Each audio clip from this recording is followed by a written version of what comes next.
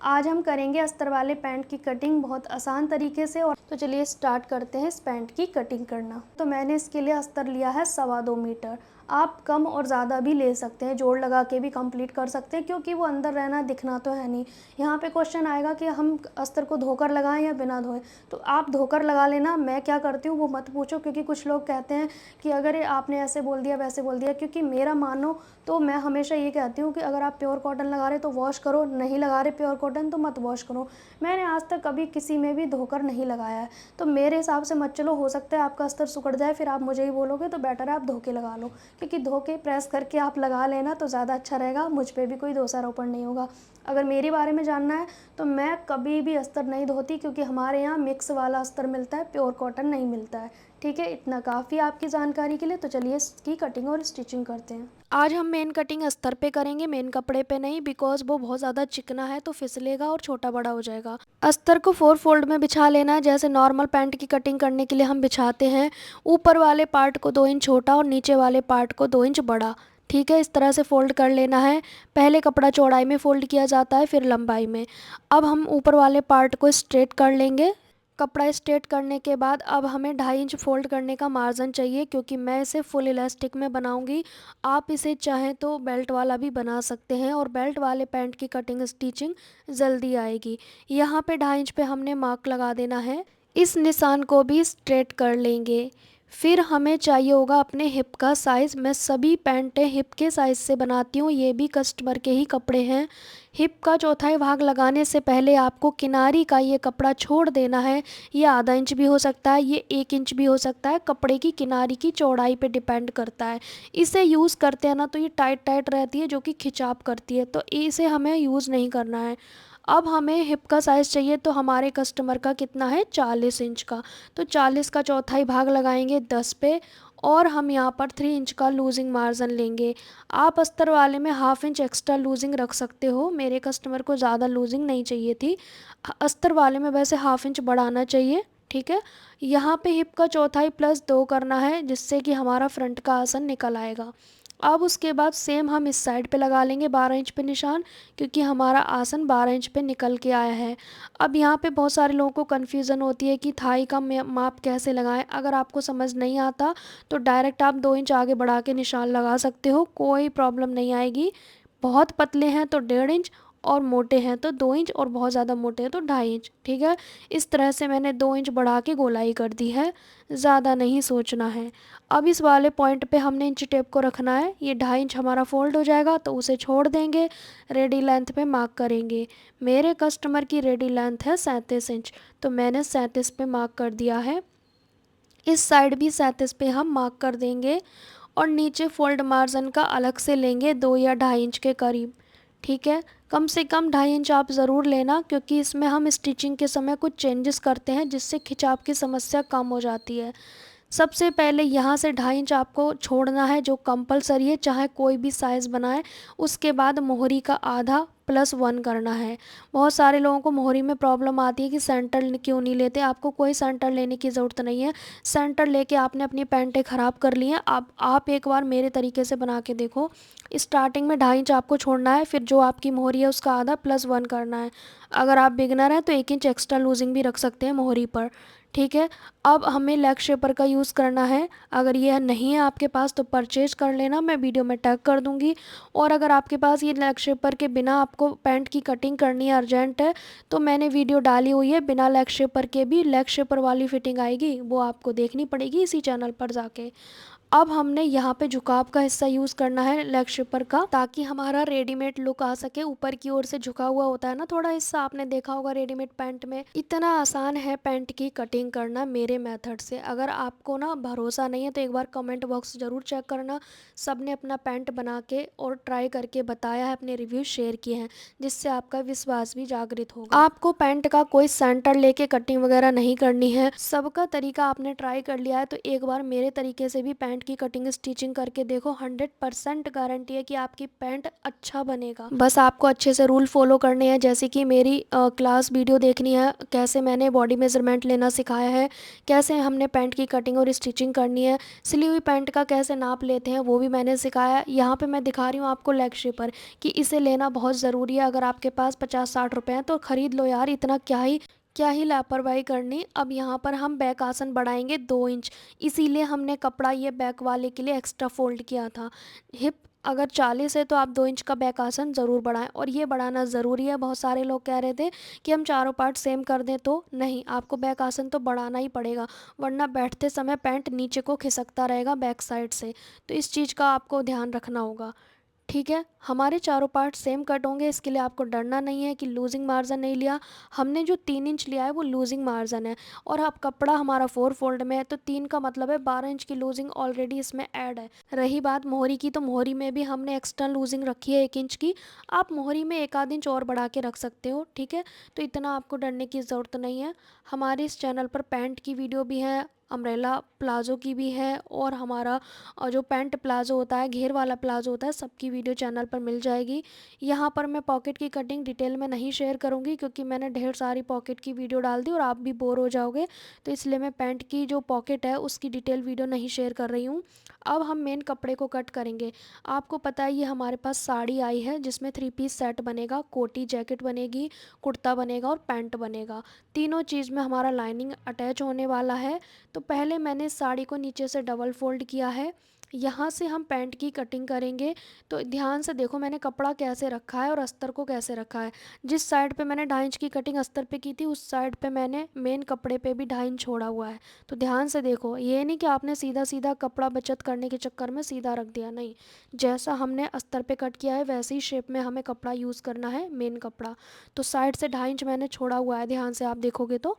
और हमें एक्स्ट्रा नहीं लेना, बिल्कुल बराबर कट कर देना है। लेकिन अगर आपको लग रहा है कि मुझसे छोटा बड़ा हो जाएगा तो थोड़ा एक्स्ट्रा ले लेना, लेकिन इस साइड पे उस साइड सेम रखना है आपको, उस साइड पे छेड़खानी नहीं करनी, बिल्कुल सेम कट करना है। आसन की पूरी साइड पे हमने एक्स्ट्रा छोड़ा है, ताकि हम जब हाथ से सुई धागे से कच्चा करेंगे तो एक फिनिशिंग के बाद हम कट कर सकें, ठीक है। आपको सुई धागे से ही कच्चा करना है। सेम हमने दूसरे पार्ट भी कट कर लेने, अभी हमने सिर्फ फ्रंट के पार्ट कट किए हैं। सेम हम बैक पार्ट के लिए भी कपड़ा फोल्ड करके कट कर लेंगे साड़ी से ही। सेम मेथड से दोनों पार्ट हमने और कट कर लेने हैं, और वीडियो बहुत बड़ा हो जाएगा इसलिए दोनों पार्ट में कट करना नहीं सिखाऊंगी। और इसमें अभी हमारी कोटी बनेगी, कुर्ता बनेगा, सारी चीज़ें बनने वाली हैं, बहुत ही सुंदर ड्रेस बनेगी इससे। अब अस्तर वाले पैंट को और मेन कपड़े के पैंट को दोनों को आपस में चिपका लेना है सिलाई से। किससे? हाथ की सिलाई से। मशीन की सिलाई की बात मैं नहीं कर रही हूँ, क्योंकि यहाँ पे हम क्लास की तरह सीख रहे हैं, और हमेशा मैं तो सुई धागे से ही करती हूँ, चाहे सूट हो अस्तर वाला, चाहे पैंट हो अस्तर वाला, इससे अच्छी फिनिशिंग आएगी, कहीं कोई झोल का झंझट ही नहीं होगा। तो मैंने चारों पार्ट पे अस्तर जोड़ लिया और एक्स्ट्रा फैब्रिक कट कर दिया है, ताकि वीडियो बड़ा ना हो जाए। अब हमने क्या करना है, फ्रंट के आसन जोड़ने हैं और बैक पार्ट के आसन आपस में जोड़ने हैं। साइड की पॉकेट अटैच करनी है पहले फ्रंट पार्ट में, ठीक है। मुझे यहाँ पे ना कई बार आयरन करना पड़ा है, क्योंकि ये कपड़ा इतना सॉफ्ट सिल्क है ना, बहुत ही ज़्यादा, और इसे आप मशीन से कच्चा करने चलोगे ना तो पक्का झोल आना ही है। और जैसे कि मैंने कहा कि मैं बिगनर के अकॉर्डिंग सिखा रही हूँ, तो आपको सुई धागे से ही करना पड़ेगा कच्चा, कुछ नहीं जाता है, 5 मिनट एक्स्ट्रा जाते हैं बस, ठीक है। आपको उधेड़ने का झंझट नहीं होता। साइड पॉकेट अटैच कर लेनी है, फिर आसन को जोड़ लेना है, और उसके बाद हम साइडें जोड़ रहे हैं, जो हमारे पैंट की साइडें होती हैं। बहुत सारे लोग कहते हैं छोटा बड़ा हो जाता है, तो आप ना नीचे की ओर से ऐसे पकड़ के रखा करें, जैसे मैं पकड़ रही हूँ, या फिर आप पूरे में पिन लगा सकते हैं, कभी छोटा बड़ा नहीं होगा। थोड़ी जल्दबाजी हो जाती है आपसे, शायद ऐसा होता होगा, लेकिन थोड़ा रिलैक्स तरीके से, अभी आप सीख रहे हो, तो अगर आप बिगिनर हैं, सीख रहे हैं, तो थोड़ा तो पेशेंस रखिए ना। कितना डिटेल में मैं आपको सिखा रही हूँ, तो आपको नहीं करना चाहिए डिटेल में काम, तभी तो आपका अच्छी फिनिशिंग के साथ काम होगा। तो यहाँ पर दूसरी साइड को भी हम स्टिच कर देंगे। ध्यान रहे किसी भी पार्ट को खींचना नहीं है। और इस पैंट में मुझे साइड स्लिट नहीं बनाना है, मैं नीचे तक बंद कर रही हूँ। बहुत कम कस्टमर हैं जो साइड स्लिट मांगते हैं पैंट में। मैं आपके साथ ज़रूर शेयर कर दूँगी साइड स्लिट की पैंट। अगर आपको चाहिए होगा वीडियो तो मुझे बता देना, मैं एक पैंट में डाल दूँगी साइड स्लिट। और यहाँ पर देखो हम कोई सा भी पार्ट नहीं खींच रहे हैं। अगर आप एक भी पार्ट खींचोगे ना तो छोटा बड़ा ज़रूर होगा, लेकिन जब हमने कटिंग सेम की है तो वैसे तो नहीं होना चाहिए। सिलते समय कई बार मिस्टेक कर देते हैं, तो वो नहीं करनी है आपको। नीचे मैं देखो बार बार पकड़ रही थी, है ना। अब हमें दोनों पार्ट के आसन को आपस में स्टिच करना है। आसन का मार्जिन ध्यान रहे, एक का इस साइड हो तो दूसरी का दूसरी साइड हो, ऐसे करना है आपको। आसन की सिलाई मिलाते हुए हम स्टिच करेंगे। अब हमें एक मोहरी तक लेकर जाना है। आसन से सिलाई शुरू किया, मोहरी तक लेकर जाएंगे। यहाँ पे आप चाहे मोहरी से भी स्टार्ट कर सकते हैं, ऊपर 2 इंच आसन स्टिच कर दो, फिर मोहरी से स्टार्ट कर दो, जिनसे छोटे बड़े होने की समस्या है। तो इस तरह से देखो मैंने नीचे की ओर पकड़ा हुआ है, जिससे मुझे अंदाज़ा रहता है कि छोटा बड़ा तो नहीं होगा। अब हम दूसरे साइड के पैर पे भी सिलाइयाँ लगा लेंगे। तो यहाँ पर मैं मोहरी की साइड से स्टार्ट कर रही हूँ, और ये साइड की सिलाई लगानी ज़रूरी है। उसके बाद हम आयरन करेंगे, फिर थोड़ी सी सिलाई खोलेंगे। जी हाँ, फिर आप सोच रहे हो कि सिलाई लगाई क्यों रहे हो जब खोलनी है, तो हमें पूरी नहीं खोलनी, मोहरी के पास से 3 इंच तक हमें खोलना है। क्योंकि एक ट्रिक आपको मैं बताऊंगी जो जेंट्स लोग करते हैं, उनके पैंट में कभी खिंचाव नहीं आता, वही मैं आपके साथ भी शेयर करूंगी इस वीडियो में। अब हम इसे सीधा कर लेंगे, और सीधा करने के बाद इलास्टिक को डाल देंगे, वो तो बहुत ज़रूरी है ना। तो यहाँ पर हम नेफ़ा फोल्ड करेंगे, लेकिन हमने देखो निशान लगाए हुए हैं 2.5 इंच पे, क्योंकि हमें क्या करना होता है, हमने कटिंग के समय 2.5 इंच लिया है मार्जिन, तो हम पूरे पे 2.5 इंच का निशान लगा लेंगे, और उसी निशान के हिसाब से हम नेफ़े को फोल्ड करते जाएंगे। इसकी चौड़ाई इलास्टिक की चौड़ाई से थोड़ी ज़्यादा होनी चाहिए। तो ये टुकड़ा मैंने रखा हुआ है आपको समझाने के लिए कि इलास्टिक की चौड़ाई से नेफ़े की चौड़ाई 2 पॉइंट ज़्यादा होनी चाहिए। और आप देखोगे मैंने इस पे निशान लगाए हुए हैं, वो शायद मैं बताना भूल गई। नेफे पे जैसे हर वीडियो में मैं 2.5 इंच पे निशान लगाती हूँ, वैसे ही निशान लगाना है, उसी निशान के अकॉर्डिंग फोल्ड करना है। निशान लगाने की वीडियो भी बनाई थी, पर कई बार कैमरा हम ऑन करना भूल जाते हैं और हमें लगता है कि कैमरा चल रहा है, तो ये सारी मिस्टेक हो जाती हैं गाइस वीडियो बनाते वक्त, क्योंकि हमें 2-2 3-3 मिनट पर उठना होता है, बार बार कैमरे को ऑन ऑफ करना होता है, तो ये मिस्टेक हो जाती हैं कई बार मुझसे। 2 इंच का गैप छोड़ेंगे, बाकी पूरे नेफे को फोल्ड कर देंगे। अब इलास्टिक मैंने 1.25 इंच चौड़ाई की ली है, और हम लेंगे जितना हिप है उसमें 12 माइनस करके, तो मैं 28 इंच की इलास्टिक डालने वाली हूँ। अगर आप कमर के नाप से डाल रहे हैं तो 7 इंच माइनस कर देना, जो आपका कमर का साइज़ है। लगभग दोनों में सिमिलर ही आने वाला है रिज़ल्ट आपका। इलास्टिक का रोल आपको ऑनलाइन परचेज़ करना है तो मैं नीचे वीडियो में टैग कर दूंगी, आप इस लिंक पे क्लिक करके देख सकते हो कि आपको ये रेट कितना पड़ रहा है, और आपको ख़रीदना है तो ख़रीद सकते हो। पिन की सहायता से इलास्टिक इसमें डाल देंगे, नॉर्मल ऊपर से एक सिलाई लगा देंगे, ठीक है। और नीचे मोहरी हमें फोल्ड नहीं करनी है। अब हमें इस पैंट की हमने क्रीज बनाई है स्टिचिंग करने के बाद, मोहरी फोल्ड नहीं की है, ध्यान रहे। और ये साइड की सिलाई है, जहाँ पे इंची टेप रखा है, जो हमारे साइड पे आती है ना, पॉकेट के साइड पे सिलाई आती है दोनों साइड, ये वो वाली सिलाई है। ये हमें जेंट्स पैंट की तरह क्रीज बनानी है। अब देखो क्रीज बनाने के बाद ये खिंचाव वाला चीज़ जो है वो अपने आप निकल के आ गया, इसी को हमें कट करके निकालना है, ठीक है। इसको हमें कट करके निकालना है गाइस, तभी आपकी पैंट की खिंचाव की समस्या हमेशा के लिए समाप्त हो जाएगी। तो ये 1/2 इंच जो एक्स्ट्रा है इसे मैं कट कर दूंगी, इसीलिए मैंने कहा था कि मार्जिन फोल्ड करने का आधा इंच बढ़ा के लेना, क्योंकि आधा इंच कटिंग में ये निकल गया। तो छोटा पड़ जाए तो आप कपड़ा लगा के फोल्ड कर सकते हो, पर डरना नहीं है। ये जितना आया उसी निशान के अकॉर्डिंग हम फोल्ड कर लेंगे अपनी मोहरी को, एक बराबर मात्रा में।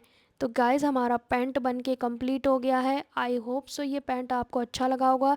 ये 3 पीस में हमने रेडी किया है। इसके ऊपर ये जैकेट है जो साड़ी के पल्ले से बनाई है। कुर्ता हमने बोट नेक में बिल्कुल प्लेन रखा है, क्योंकि ब्रॉकेट की हमारी कोटी आ गई है, साथ में ये पैंट बन के कम्प्लीट हो गया है। अस्तर वाले पैंट की कटिंग स्टिचिंग कंप्लीट हो गई है, जैसा कि आप देख पा रहे हैं। हमने इसे फुल इलास्टिक में रेडी किया है, कहीं से कोई खिंचाव नहीं आएगा, क्योंकि हमने पैंट को कुछ इस तरह से स्टिच किया है। फिनिशिंग आप देख सकते हैं। हमने पैंट की स्टिचिंग की वीडियो बहुत बार शेयर की है अपने चैनल पर, तो बार बार सेम वीडियो क्या ही शेयर करें। तो स्टिचिंग की वीडियो वैसे ही रहेगी जैसे हम हर पैंट को स्टिच करते हैं, लेकिन मैंने कई वीडियो में ये बताया कि आयरन कब करना है, मोहरी को फोल्ड करने से पहले, ताकि आपकी जो खिंचाव की समस्या है वो वहीं पे समाप्त हो जाए, हमेशा के लिए पैंट अच्छा बन जाए। तो आज की वीडियो आपको कैसी लगी कमेंट करके बताना। मिलेंगे नेक्स्ट टाइम, तब तक के लिए बाय बाय।